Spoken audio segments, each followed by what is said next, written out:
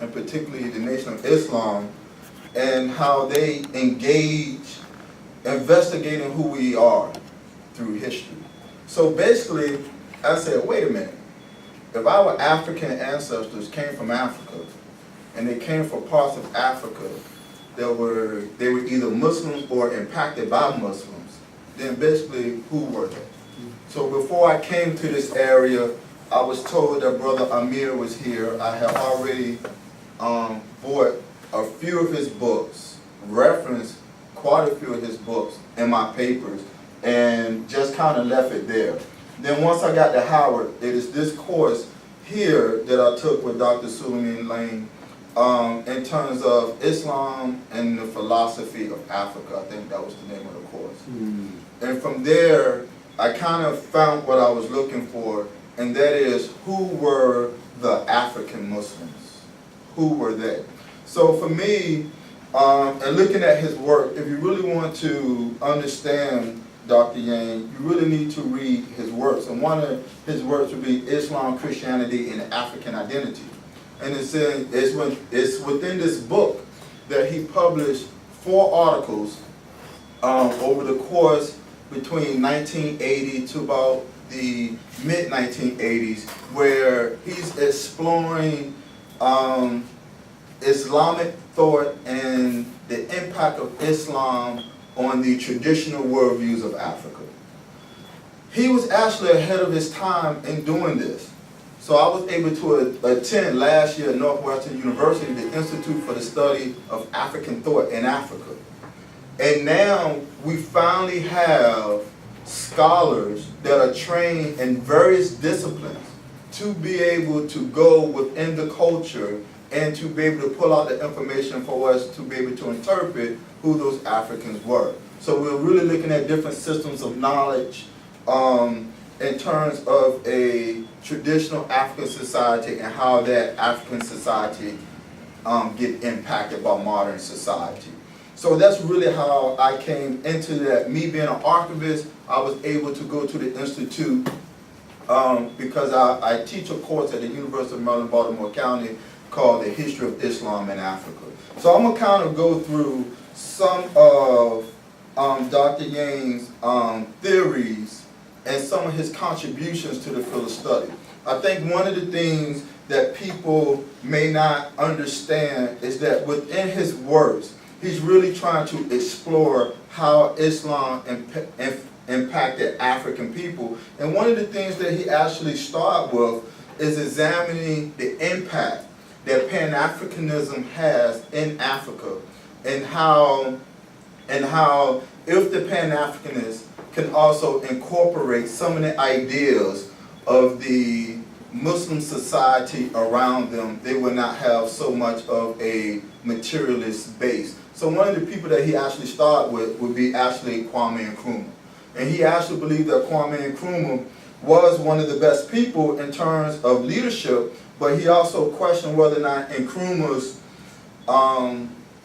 African socialist theories rejected what he would call the universal man or the traditional attributes of African people.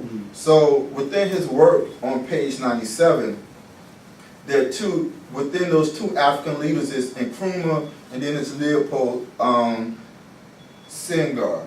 And both of them are instrumental because they had such a voice, because they led 2 distinctive movements. Nkrumah being a Pan-Africanist and Leopold Senghor being one of those who articulated the African worldview through the Negritude movement.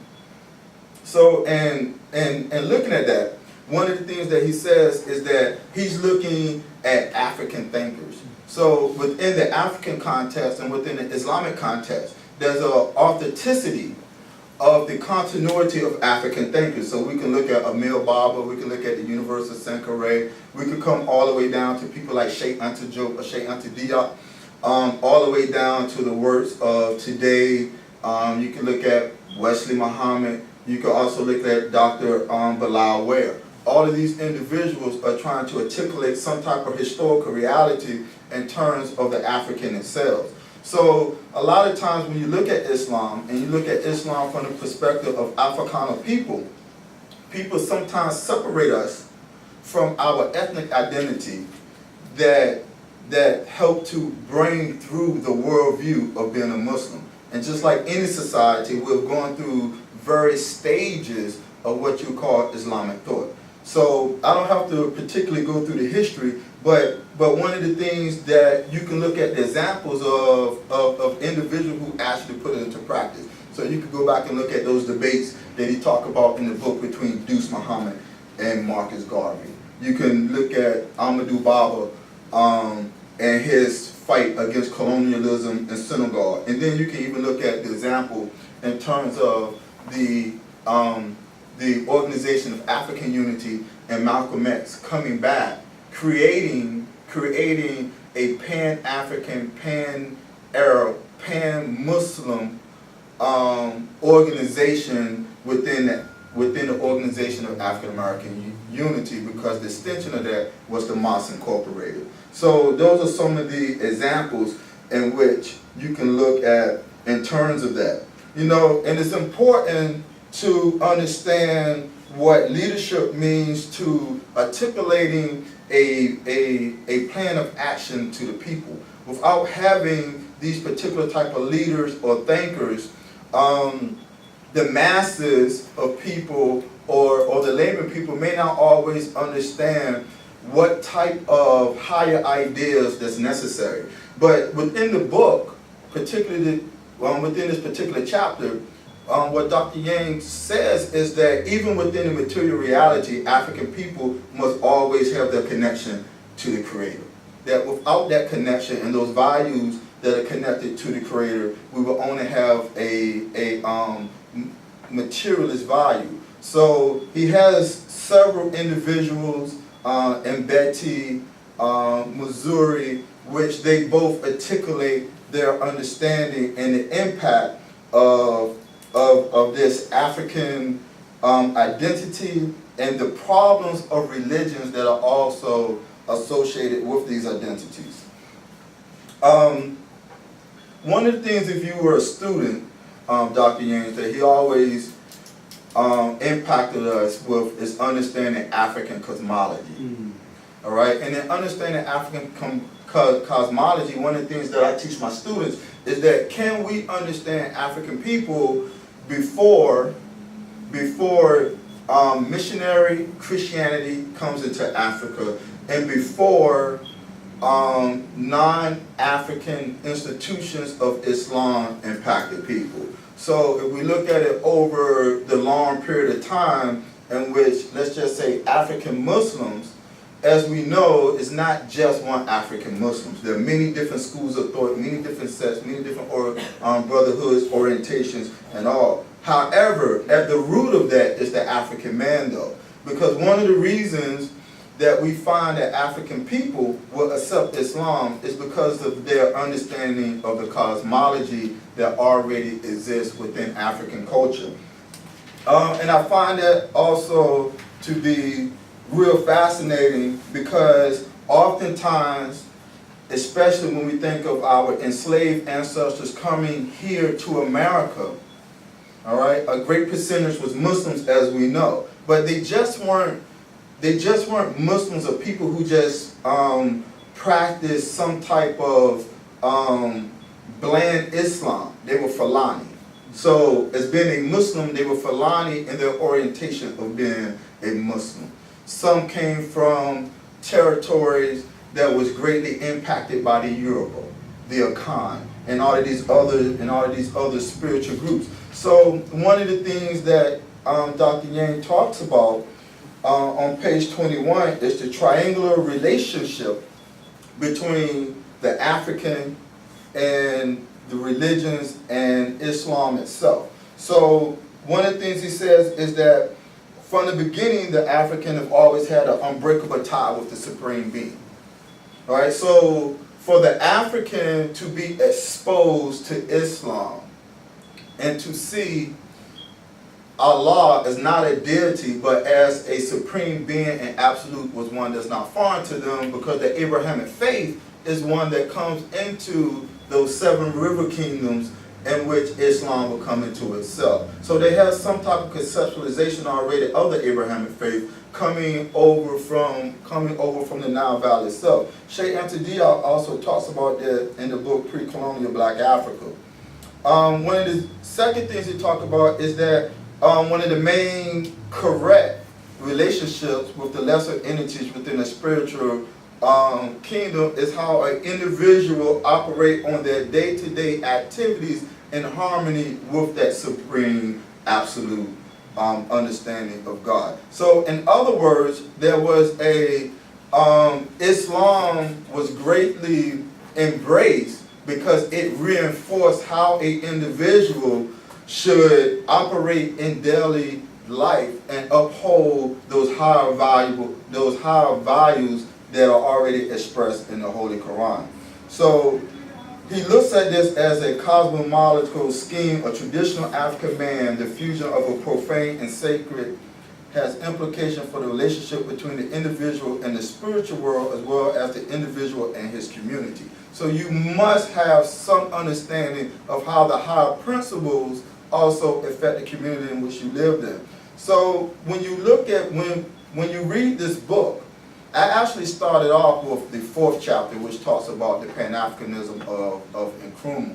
But when you read the book, in the introduction, in the 1st chapter, he starts off with African traditional cosmology, which is very important, because one of the discussions that is coming out now that people better understanding is the impact that Sufi Islam has always had in Africa, and how we find remnants of that here in the African diaspora as well. But in talking about that triangular relationship, which is between the individual and his community, and on one hand, the spiritual kingdom of the other, but yet at the basis of that is obedience, and the obedience of understanding one relationship in that community is to the customs that already exist and the practices of Islam that was also adopted. So in closing,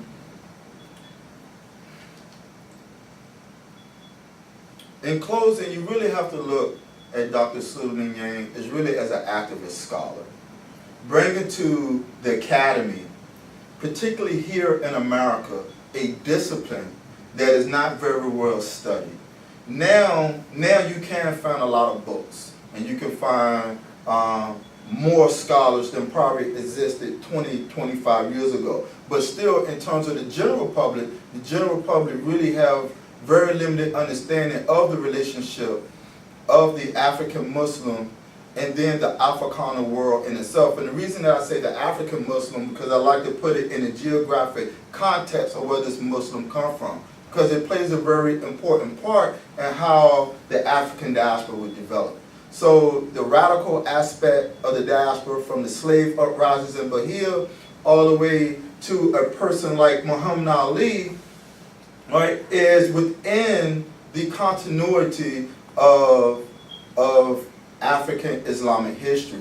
And I think when we look at Dr. Yang, he tried his best to articulate that to his students, so that way we can go out and continue to teach and develop the field of study, because I don't necessarily consider myself an Islamic scholar, but one of the things that I do consider myself is a historian who studied the intersection of Islam in the Africana world. And that can be that from the most ancient times of antiquity all the way to the most modern occurrence that we bear witness to right now. So the name of this book is called Islam, Christianity, and the African Identity.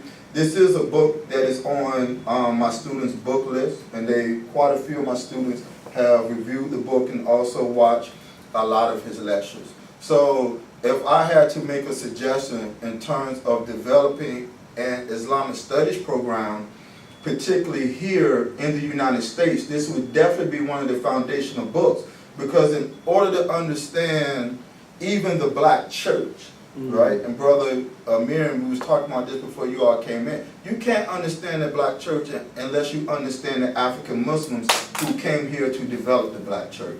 So Islam would transform in many different ways right? But then eventually we would get it back in various forms, whether it was Noble Drew Ali, and that's where they stayed at, or whether it's the Nation of Islam, that's where they stayed at, or the extension of those who transitioned into the more Sunni orientation of Islam. But we can trace the trajectory of that history all the way back to those original ancestors. So it put a different meaning on the movie Roots and the individual Kunta Kinte. All right? Because a lot of people look at Kunta Kinte and they dismiss the fact that he was a Muslim. Okay? They just see him as an African slave and he's part of this African American or American odyssey, a saga, which is very important, but the finer attributes of who he is goes back to the most ancient African Islamic communities. And this is really what I've learned being in that class, is to be able to look at the philosophical aspect of Islamic institutions and how they contribute to systems of knowledge amongst African people in the world. All right, so thank you. Thank you. Good job.